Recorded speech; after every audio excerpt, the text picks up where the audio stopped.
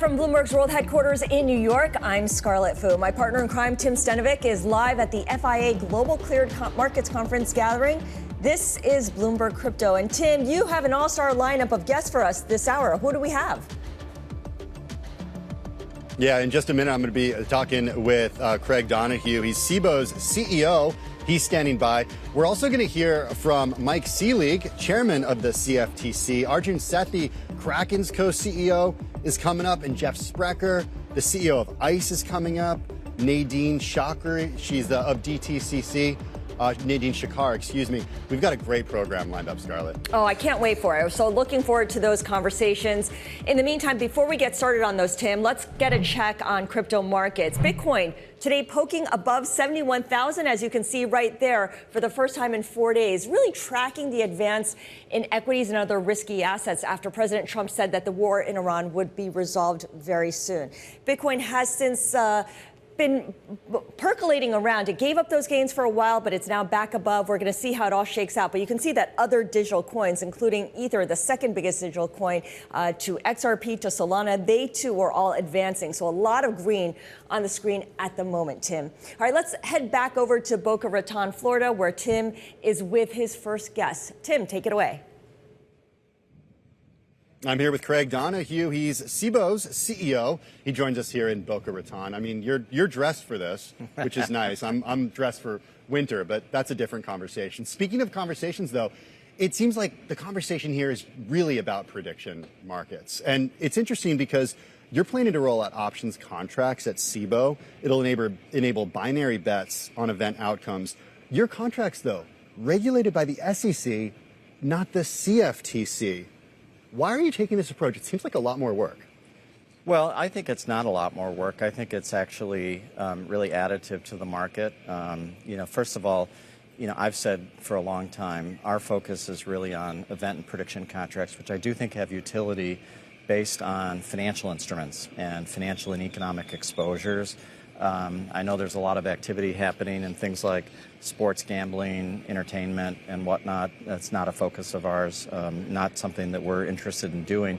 So we're leveraging off of our enormous success in stock, cash index option trading, and that's really where our focus is. These are innovative products because most of those contracts that are being traded on some of these other platforms are binary yes-no products.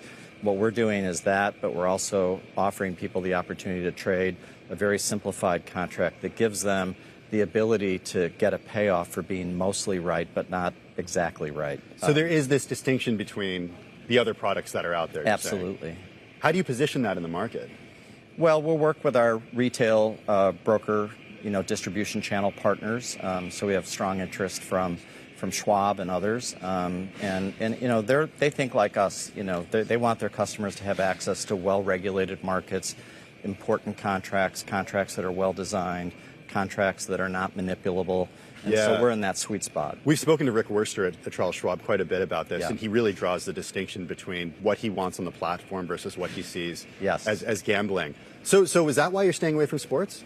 I would say Rick and I have a very consistent view. Well, the reason I bring this up, and I'm sorry to jump in, but I mean, No, the statistics are like, if Bloomberg Intelligence says that 90% of what happens on these prediction market platforms are sports. Right. So you're really leaving a lot on the table if you don't get into that.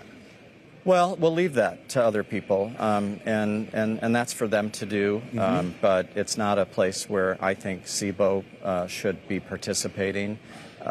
Look, our markets historically have all been about, investing and about hedging and risk transfer. We've spent 40 years really establishing the bona fides of hedging and risk transfer as the underlying principle for futures and options markets. And so I don't want to undermine that. We're going to stay focused on things that have utility for investors and for people who are managing risk. Okay, but I do have to ask you where you stand or how you stand on how prediction markets in the U.S. are regulated right now. Well, I think it's super encouraging that Chairman Selig is bringing forward a proposed rulemaking. I think it's really necessary. We're all reading every day about contract disputes, about whether the contracts are well designed or whether they're being manipulated or there's fraud involved in that. And so I think he's on the right path and the right track. We applaud that, and we'll be a participant in that because we have a point of view. Our markets work well because they're well regulated. And the minute we stop regulating them well is when customers lose confidence in our markets. But do you think that some of the regulation should fall under the SEC versus the CFTC right now? Oh, absolutely. I mean, if it's a securities-based contract. Like what, for example? If we could, like if it's a bet on the S&P 500 index. Okay. That should be SEC, not CFTC. It's very clear. I mean, it's legally clear, it's regulatorily clear, it's economically clear. So in a world like that, you would have some things on a prediction markets platform such as Kalshi, regulated by the CFTC, and others regulated by the SEC? No. If it's a securities-based instrument, it would have to be traded on a regulated securities exchange. That's interesting. So those are the kinds of issues that have to be solved. So I wonder if that then opens up an opportunity for you. If, let's say, there is regulation around this, and like I said, on these prediction markets, there's 90% of what happens on them is sports related. Maybe it's mentions. Is there a chance that we see a carve out from regulators and those prediction markets platforms aren't allowed to do that anymore, and that business goes to you?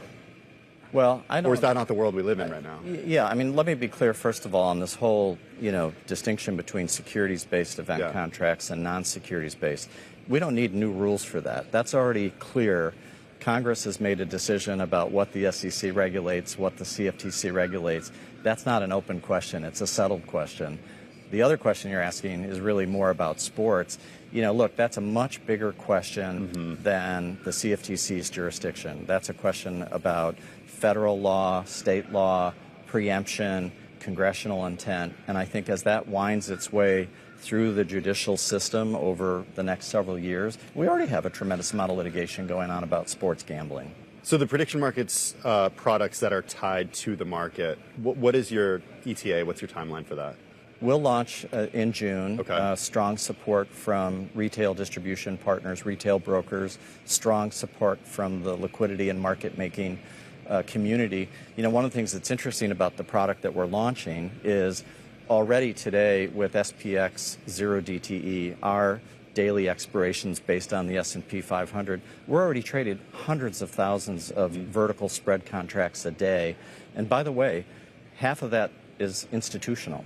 So this is not only a retail market. This is actually about 50-50 at this point in time. Craig, just 30 seconds here. Are you interested in partnering with any prediction markets or crypto-based companies to reach more retail customers? I think there's... You talked about Schwab for a There's second. opportunities to expand collaboration and distribution, but we'll do that in the context of financial instruments, in the context of investing, in the context of hedging and risk transfer. Craig Donohue, CEO of CBOE, joining me in Boca. Scarlett, back to you. All right, great stuff. Thank you so much, Tim. Coming up, we're going to follow up on some of your questions regarding prediction markets because we'll be hearing from the official in charge of regulating those prediction markets, the CFTC Chair, Michael Selig. And a reminder that you can access all of the latest data and news on crypto by checking out CRYP Go on the terminal. This is Bloomberg Crypto.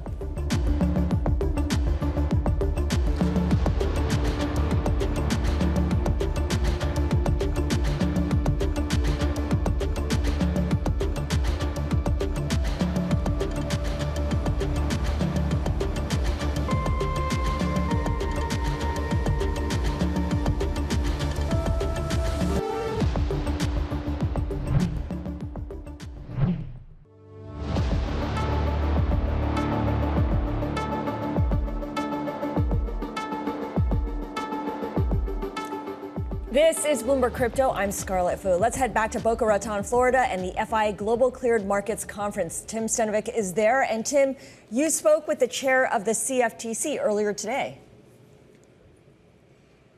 Yeah, that's right. Mike Selig stopped by our set earlier today, Scarlett. And again, it's all prediction markets here. We talked sports betting, we talked regulation, we talked his view of prediction markets.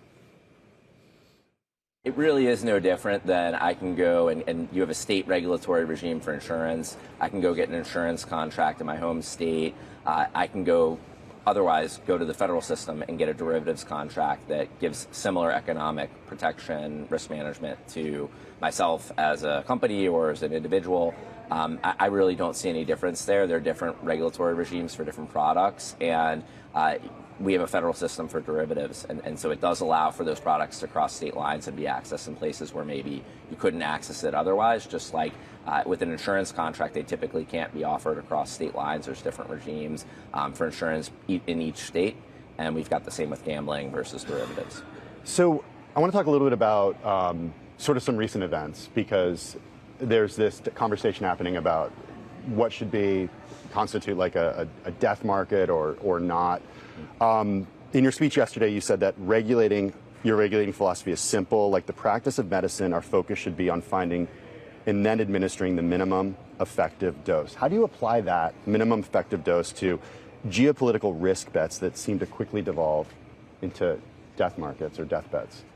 Well, self-regulatory organizations like exchanges have the obligation to evaluate the contracts that they're listing to make sure that they meet our standards. Mm-hmm. One of those standards, as I mentioned earlier, is not being readily susceptible to manipulation. Another is our requirement that they have to be not on things like assassination or terrorism and so on and so forth, which are all restricted under our statute. And we as a regulator do have some authority to when it's in the public interest, allow certain types of contracts. When you have a contract around a political event that isn't tethered or tied to, for example, an election, that does create a lot of risk that you could back into becoming an assassination market or a terrorism market or a war market. That's something the exchanges have to think about. That's not, we're not in the business of going and rejecting contracts when we believe there's a potential risk. If the exchanges are telling us they believe that these are, consistent with our standards, but we of course exercise our enforcement authority where we think exchanges are violating the law. So it's an important question. It's one that the exchanges have to think about. We may have a role in providing guidance there, and that's something I think folks should stay tuned on. But of course, it's very important to tether some of these political contracts to an actual political event, and that cabins the risk of something turning into an assassination market. If you look at, for example, the 2024 election contracts, there were assassination attempts on President Trump. There was a risk, for example, that could have turned into an assassination contract. I think this risk is underlying with a lot of contracts. That doesn't make them assassination contracts themselves, but if you have one that's very open-ended and isn't tied to a specific election, that's really what they, in theory, could become, and that's something that we, as a regulator, are thinking about, and I encourage the exchanges to think about as well. People often lump Kalshi and Polymarket together, but they are regulated differently. How is Polymarket International not covered by U.S. regulatory oversight? It is an overseas platform, of course, but its executives are here in the U.S. Its headquarters are in New York City. Americans can still access the platform with a VPN. Why is it not regulated by the U.S.? Well, the Biden administration actually drove Polymarket out of the U.S. through enforcement, had an action against the company, and as part of that enforcement action, agreed with Polymarket to keep the blockchain and the underlying exchange offshore.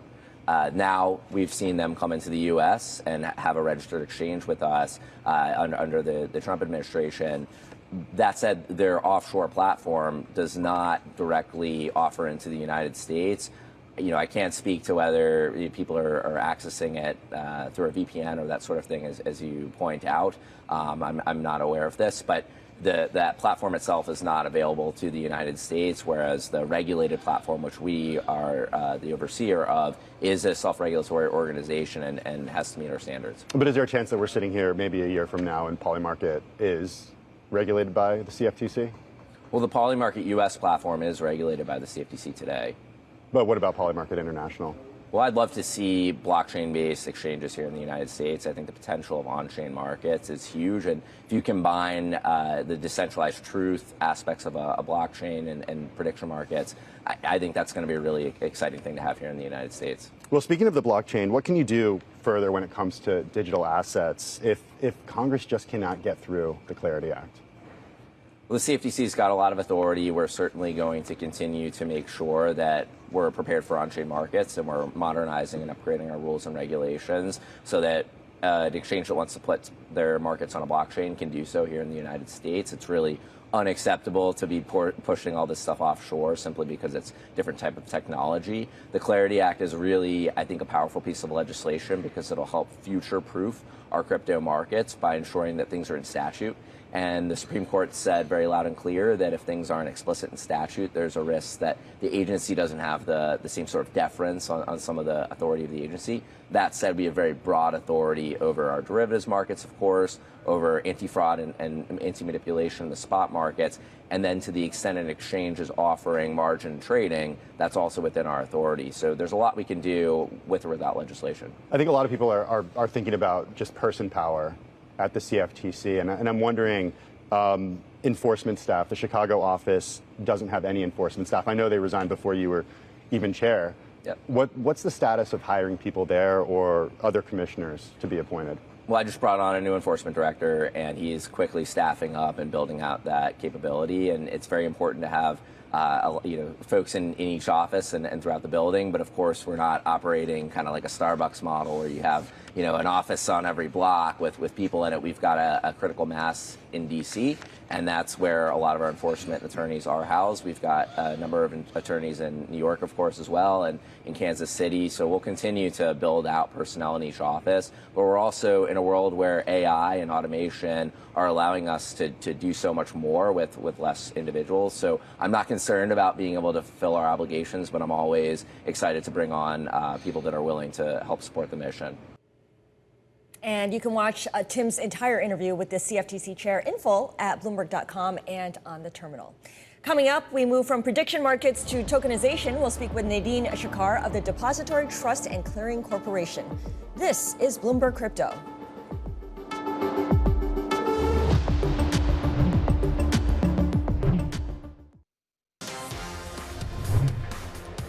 I'm Norma Linda. Let's take a look at your midday movers. First up, oil. Both Brent and WTI are falling off yesterday's wild trading day. This comes after President Donald Trump said the Iran war will end soon. The conflict, though, just continues to disrupt crude production and refining in the Middle East. G7 nations asked their main energy agency to prepare scenarios for the release of emergency oil stockpiles. Also, in individual company news, Amazon is looking to raise at least $37 billion through debt offerings in dollars and euros to fund its AI build-out. It follows Alphabet and Oracle, who have issued jumbo bond sales to raise hundreds of billions of dollars. And after the closing bell today, Oracle is set to report its quarterly results. The stock is slightly lower in intraday trading and has struggled this year, falling more than 20% year-to-date and down about 53% from its September high. Investors will be focused on the cloud business, specifically how quickly Oracle can turn around major bookings from customers like OpenAI into actual revenue. Those are your midday movers. I'm Norma Linda. This is Bloomberg Crypto. I'm Scarlett Fu. Tim Stanovic is at the FIA Global Cleared Markets Conference in Boca Raton. And Tim, you spoke with the DTCC's global head of digital assets earlier. Tell us about that. Yeah, I spoke with Nadine Chakar, and in addition to prediction markets just dominating, a big part of the conversation has to do with tokenization, tokenized assets, and innovation there. And that's where we started. Tokenization is a means to getting us to a more efficient, more democratized financial system, a more modern financial system. So tokenization is a means to getting us there. So it is all the rage, to your point. It is definitely happening. We hope to bring some of our inventory online towards the second half of this year. So that's the plan. And by doing so, that will enable pretty much all our participants, which are the largest financial institutions in the U.S., and other players to really start to bring assets on board and start to reuse the digital rails more efficiently and with purpose. And that's the most important thing, with purpose. Because tokenizing for the sake of tokenizing doesn't get you much. It's the ability now to be able to execute on your investment strategies, whatever they may be. So if people aren't completely sold on this idea, give them an idea of demand that you're seeing, where the demand is coming from, and what you're hearing from participants. I mean, if you're in the conference, is over 2,000 people, so I think the idea of tokenizing is widely accepted now. And the use cases, there are many, but I'll tell you probably two main use cases that we're seeing a lot of demand for: stablecoins, right? So it's programmable money, they're tokens. The other one is the ability of using your assets more efficiently as collateral. In a tokenized environment, collateral now moves at the speed of the network. You can use any type of asset. Traditionally, for example, you can only use U.S. treasuries when U.S. markets are open. In a tokenized environment, if the treasuries are tokenized in your wallet, you can use it to execute a trade in Japan when we're still closed. So there's lots of flexibility. The fact that it's real time, it moves very quickly, also provides a lot of capital efficiency, removes friction from the system. So the benefits are there, the use cases are there. And now we just need, and DTCC plays a fundamental role here, is to unlock that inventory and making it accessible to all. Is there a tension with people who value decentralization and tokenization? So that is, if tokenized securities on exchanges still require AML and KYC compliant wallets, and then they settle through existing infrastructure, how is that different than today's system? They're not mutually, well, it is the ability of programming that token, right, through smart contracts, removing a lot of AML, KYC, OFAC screening, all that stuff remains. And it doesn't matter whether you're in a decentralized or a centralized environment. So if you look at the setup that DTCC is pursuing, we will still KYC, AML the tokens at a participant level. We will continue to do OFAC screening. So, but that doesn't preclude our participants now to take advantage of the goodness these technologies provide. So we can still leverage decentralized environments, but yet be safe and compliant with the rules and regulations that govern the U.S. financial markets. So what about what that looks like on the front end, the consumer-facing side? Will tokenized stocks and regularly listed stocks, will they be traded in tandem? Will they be traded together? Will the people in institutions even know that they're trading something that's tokenized or not? They may or may not, right? Because at least for the tokens that we're issuing, so they're digital twins, and we are using the same QSIP for both the traditional and the digital. And there's benefits in doing that, right? So at the end of the day, the investor, whether it's the end client, the retail client, or the participant, right? You want to go where liquidity is. And if the liquidity is on the traditional markets, you can flip your token and take advantage of that, or vice versa. There could be a trade on a DeFi network somewhere that you want to take advantage of, and then you could tokenize that in doing so. Also, again, tokenizing it for stablecoin purposes, for collateral purposes. So it's introducing a lot of choice, a lot of flexibility. And the way that we're doing it within DTCC still allows us to do it in a very compliant manner to ensure the safety and soundness of the U.S. markets.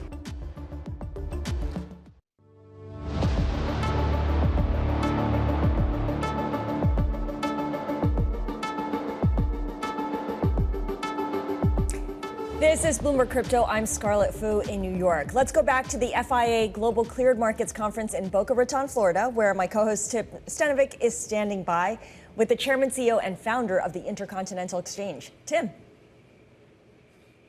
Hey, thanks, Scarlett. That's right. I'm here with Jeff Sprecher. He's chairman and CEO of Intercontinental Exchange. You know, I want to just talk, Jeff, about this moment that we're in, because if you think about Intercontinental Exchange, you started this as a startup back in the year 2000. You now have 14,000 employees. You have offices around the world. You were coming here in your earlier years. You were like the new guy, the one that everybody was thinking, wait, what is this guy doing to this industry? Where are we right now? Who's the new guy? Who's established? How are the established players adjusting? It's a great question because I have this distinct memory of going to the first breakfast on the first day I was here, and I stood next to one of the legacy icons of the futures industry, and I said to him, "You don't know me. I'd like to introduce myself, and I want to thank you for everything you've done in the industry, and I'm trying to replicate that with a digital asset." And he said, "I know who you are. You're that kid with a website." And so, to a certain degree, we are in that era again where there's a technology shift, we all believe at least, with digital ledgers and blockchain that is pushing markets around the world, potentially 24/7, 365, and to a large degree denominated in U.S. dollars. And that seems to be And the people that are driving that are sort of the rock stars at this conference today. So how do you get there at Intercontinental Exchange? What do you need to do? You can't just flip a switch and go 24/7. That's There's a lot correct. of infrastructure involved. One of the things, when I started the company, the energy swaps market was rocking and rolling, which is why I started ICE. And it was the Wild West. And we said we can digitize it and commoditize it and bring it into a regulated environment. Then Enron blew up. Then we had Sarbanes-Oxley, which said, okay, if you're in this market, you're going to have to make disclosures. Then our company took off. Same thing in the credit default swap era in 2009. Locked up the markets. Everybody was saying, including Bloomberg, we need to get the bad assets off the books of the banks. I went to the then Treasury Secretary and said, what if I created a bank and created a bad bank? And we did that and took all the credit default swaps off the books of the bank. And today we dominate that market as well. And we're the largest energy markets. So we've kind of gone through this same period where we had crypto that was potentially funding terrorists, potentially funding drugs, sex trafficking. People went to jail. People have lost money. And now we've got, in the U.S. anyway, a Congress that's taking on this issue, saying we potentially are going to pass regulation. And we have regulators in the U.S. that are saying we're going to embrace taking on these markets. And so for my company, we're getting in at about the time we would normally enter a market. And we're doing it potentially with partners and on the backs of people that have created the technology that we can adopt. Well, one of those partners includes Polymarket. Last year, you made a big bet investing as much as or up to $2 billion in the company. Why Polymarket? Why not Kalshi? And then what does tokenization or what tokenization services can Polymarket bring you? So it's a very good question. I run a public company and I don't get rewarded for doing venture capital. Like, in fact, if we're successful with investing in a company, my investors say, sell it and give us the money back or buy your own stock back. So you have to understand the position that I'm in as a CEO. So you're saying it's much more strategic in that sense than it is like betting that this is going to be a huge company that you'll get a big return on. Yes, and Kalshi, to Tarek's credit, has built an amazing company which is highly regulated in the U.S., has a lot of U.S. infrastructure, is dealing in U.S. fiat currency to a large degree, whereas Polymarket was largely operating outside the U.S., much more blockchain-oriented and dealing with crypto assets as collateral, stable coins and Bitcoin. And so we felt like we could help them. And in that sense, we would be better partners, whereas Kalshi would be a great investment and has been and they've built an unbelievable company. It's getting a lot of attention here, as you know. And but it wasn't something that I could really help Tarek with. So are you specifically supporting the development of Polymarket US? What we think should really happen is that there should be a blending of what goes on internationally and what goes on in the U.S. Because at the end of the day, we want to export everything that's done here in this country around the world. We largely have that in the futures industry. We run the oil markets, which are very international, very global today because of very much in the news right now. And they do run 24/7. But we think that these prediction markets can take U.S. regulation abroad. That means take what is being done abroad and comport it to U.S. regulation. Polymarket's going to have to make some changes. The regulator is going to have to understand a new technology and how to embrace it. And that's part of what Congress is dealing with on the crypto bill. And we think there's a melding there that we can help bridge. So are you concerned that Polymarket, at least Polymarket International, offers so many contracts that are illegal in the U.S. under the Commodity Exchange Act? Is that an issue? All of that is an issue. I don't think a lot of the past generation of entrepreneurs in the crypto and digital asset space thought, hey, U.S., you need to appreciate what we're doing and respect us and create new law. The reality is it's like, hey, there's already a lot of law about know your customer, about anti-money laundering that's respected by Western countries around the world. And that technology is going to have to somehow comport to that. And I think there'll be a melding. Under the last administration, there was a real tension on whether you could fit the new technology into rules that were done in the 1934 Act. There's going to have to be some give and take. That's what Congress is dealing with. And we just think this is the moment in time when that's going to come together and we can help. I want to end talking about oil because like in the news right now, obviously, as a result of what's happening in the Middle East. But one thing that I've noticed being here on the ground in Boca is that everybody's talking about how everything has worked out well in the sense of the plumbing has worked. These exchanges have worked the way that they're supposed to on days like yesterday where the volatility was just so drastic, so big. What can you tell us about what's happening behind the scenes at Intercontinental Exchange and what the last couple of days have been like for oil? Yeah, we had a record volume. We've been having record volumes, but we had a record volume that was 70% above the highest record we ever had. So, I mean, almost 2 times the normal volume. And when that's going on, we're having to do pays and collects by all of those traders to move all this capital around in real time. And it's using the traditional banking system. There's a lot of intermediaries. There's a lot that could go wrong.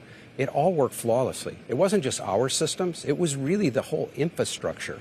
And to a certain degree, you know, success has a bit of luck to it. And we had adopted a new risk model last year that is much more precise at calculating risk, can do intraday money transfers much faster. And so this process here is much better than past processes where there have been oil price moves. Jeff Sprecher, Chairman, CEO, Intercontinental Exchange. Thank you for having me. Yeah, thanks for joining us. Scarlett, going to send it back to you in New York. All right, great conversation there, Tim. Tim Stenovic speaking with the CEO and founder of the Intercontinental Exchange. Coming up next, Tim is speaking with Kalshi CEO Tarek Mansour, of course, about the dramatic boom in prediction markets as it touches all parts of politics, sports, and major global events. This is Bloomberg Crypto.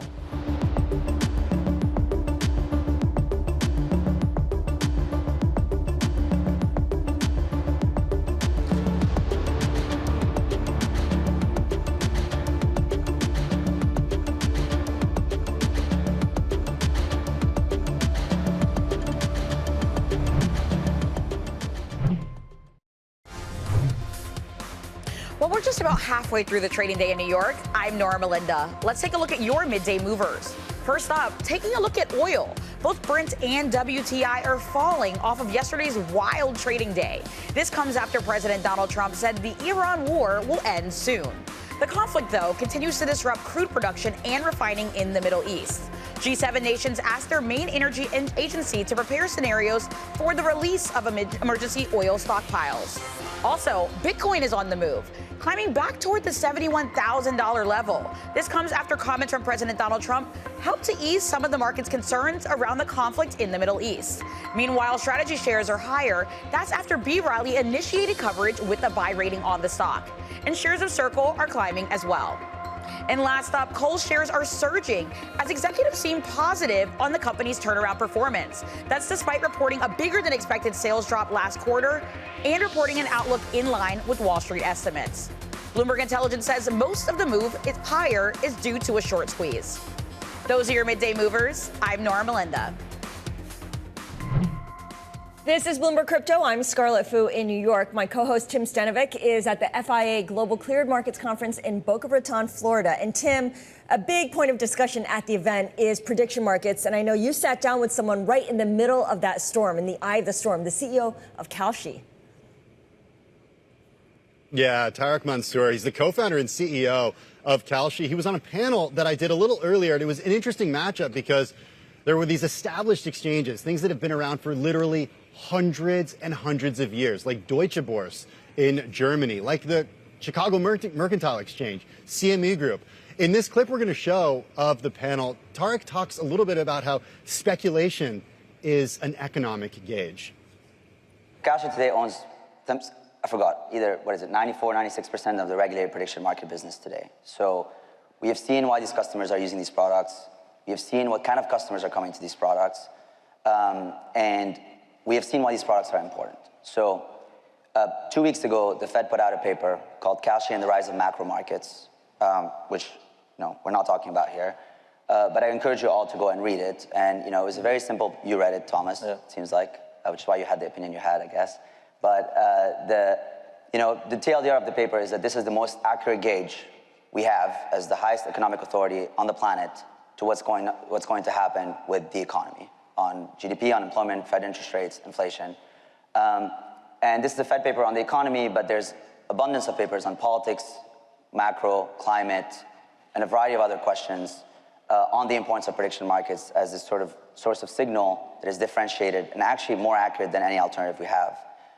And to me, that's one of the most important things, at least in 2018 when I decided to start a company, that I believe I could work on. The debate between speculation and hedging and price spacing is an age-old debate in the futures industry.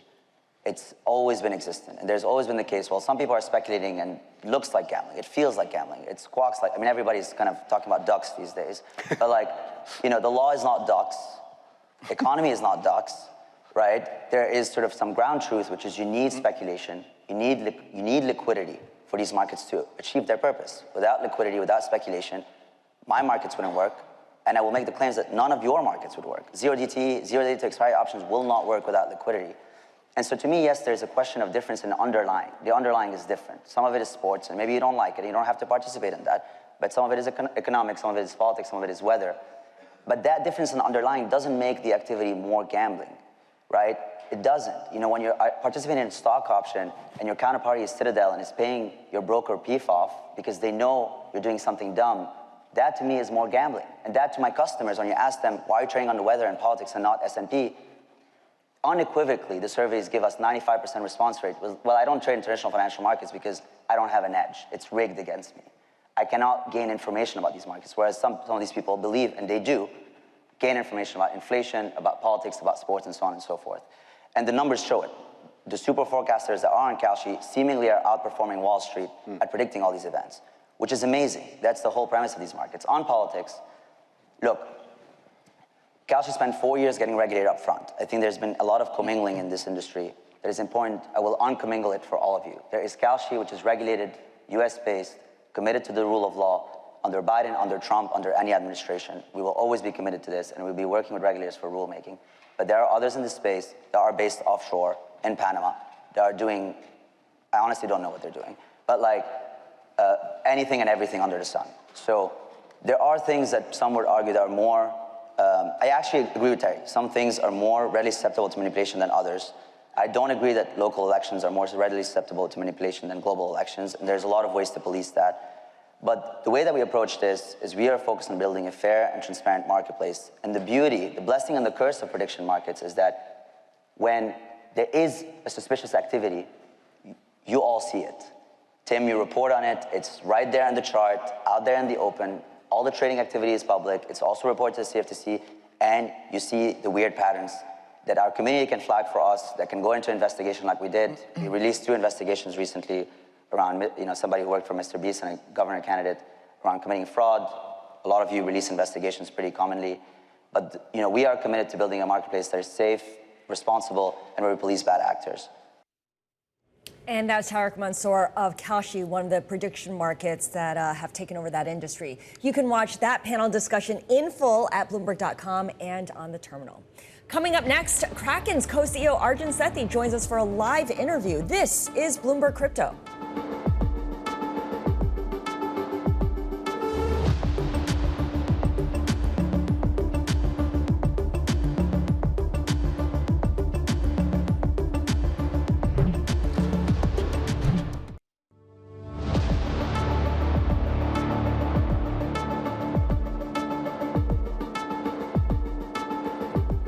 Let's return now to the FIA Global Cleared Markets Conference in Florida, where Tim Stanovic is standing by with the co-CEO of Kraken. Tim?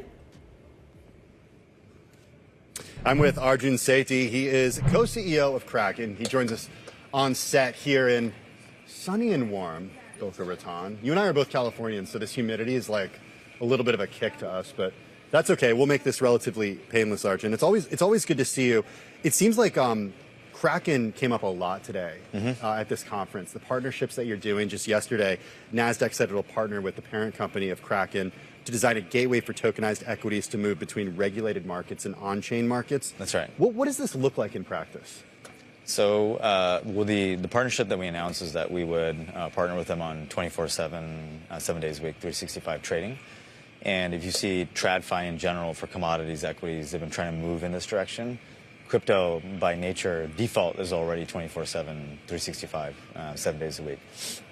So a lot of what we're talking about here is just bridging our infrastructure around what we think about in DeFi and centralized exchange for crypto, and then bridging the gap between what we see in traditional equities. And so we're going to help bridge that with themselves and a bunch of other partners. You're also bridging the gap with traditional finance and with regulators in a really interesting way. Earlier this month, you were awarded this limited purpose account by the Federal Reserve Bank of Kansas City. So you're the first digital asset bank to gain direct access to the Fed's payment infrastructure. You said in a statement, we can operate not as a peripheral participant in the U.S. banking system, but as a directly connected financial institution. What are you going to do as a connected financial institution? So I think first and foremost, when you take a step back, trust is the only currency that really matters for our customers and clients.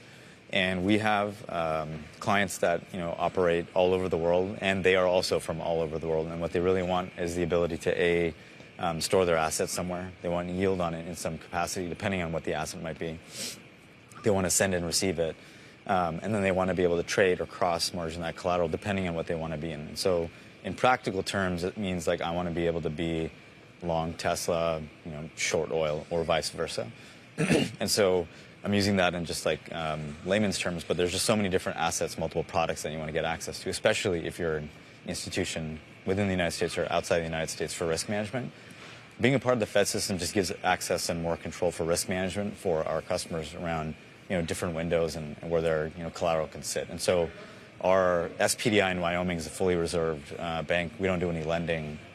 We don't take any credit risks. So it's really about collateral movement on behalf of our clients. Do you think we'll see more crypto or crypto-adjacent companies get access to? I hope so, because I think a part of this is that there's more regulatory oversight. And banks don't love it. That's right. They don't love it. Yeah. Well, I mean, part of it is like we are an SPDI, so we're getting closer and closer to how banks operate. I think in the U.S., let's take a step in where banks have been for a long time. They've been used to a very specific way in which they've been able to make money, and it's off of customers' deposits.